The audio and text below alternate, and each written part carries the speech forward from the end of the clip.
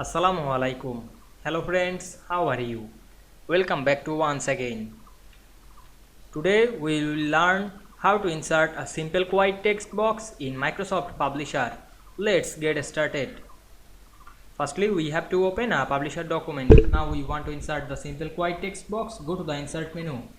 Then we can see here not available this option. Now we want to insert this.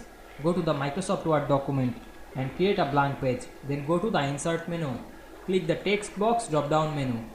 Then go to some down to find this simple quiet text box, and we can see here this. Then we select it. Then we press Ctrl A on our keyboard to select this and press Ctrl C to copy this text box. Then go back the Publisher document and paste in this page. Ctrl V, press on our keyboard. Then rotate this. Then this is the text box. Now we can see we insert the simple quiet text box to this Publisher document very easily. I hope you enjoyed the video. Please like, comment, share and subscribe my channel. Thanks for watching.